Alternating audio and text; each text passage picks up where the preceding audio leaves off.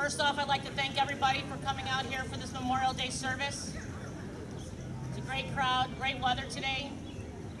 I'd like us all to take the time today to remember the fallen heroes, be able to thank their families, keeping them in your prayers. On that note, on this Memorial Day, a little prayer. We pray for those who courageously laid down their lives for the cause of freedom.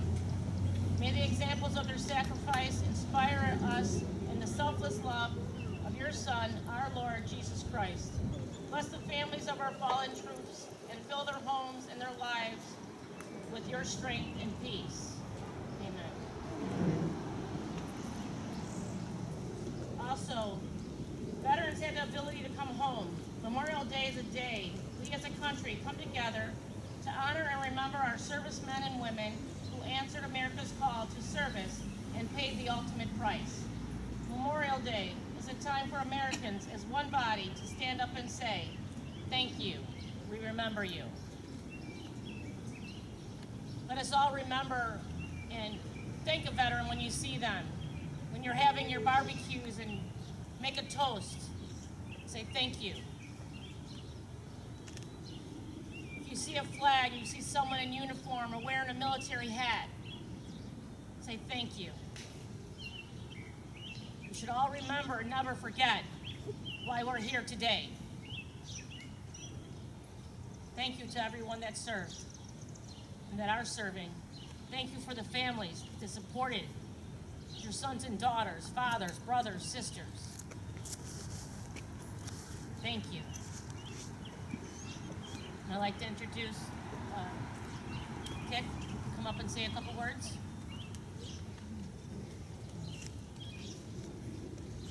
Thank you to Commander Latta of the VFW and its members for hosting this event today. Thank you to the local AMVETs and American Legionnaires.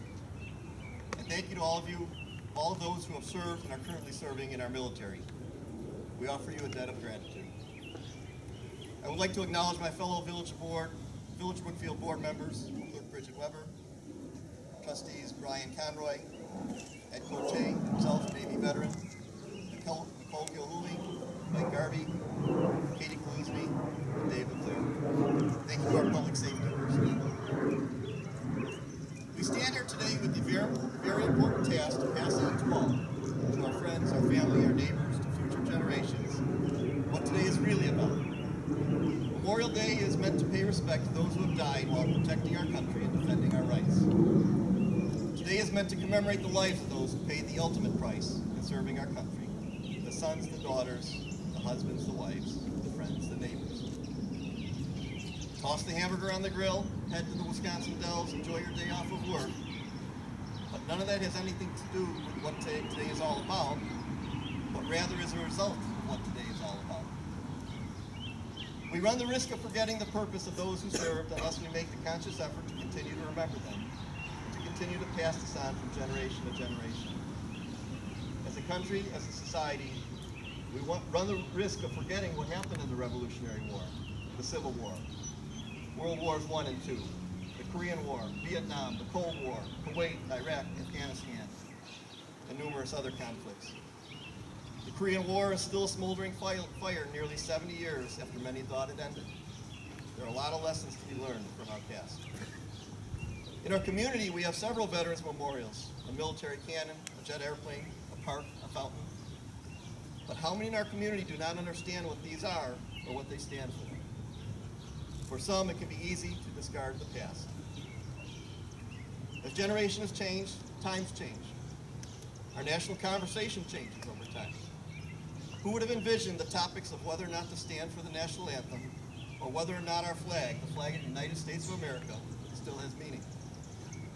We hear and read a lot in the news about those who protest for various causes or make statements proclaiming their rights. Some want more rights or greater pay, some want less police, some want more police. Some want more government help, others want less government intervention. Some believe they are entitled or deserving. But our country was not built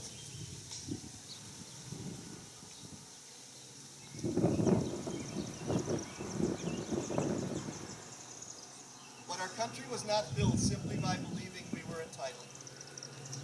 Demanding rights does not lead us as a society in having those rights. Have we forgotten the countless flag bearers that have led us into battle defending our rights? Those same flag bearers are the ones who have fought for the very right we all have to question and to protest, and many did not return home. And the flag they were carrying was that of the United States of America, the flag that proudly flies over our country. Have you ever thought about a different flag hanging over our country? If there was, maybe our conversation today would be very different. The rights we claim as ours were earned on the battlefields across the world for the past 243 years. Every day you wake up, realize that we as a country are able to say things and believe things due to those who have defended our rights throughout the existence of the United States of America. Since our country was founded over 243 years ago, there has always been those who have come forward with pride to defend our freedoms. And in doing so, some gave all. A folded flag should not need to come home for us to salute those who have served and paid the ultimate price.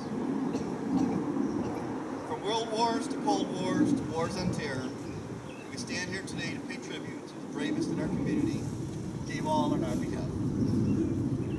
And though it is nowhere near enough, a heartfelt thank you to the families and loved ones of those who have paid the ultimate price. And thank you to those who have served and continue to serve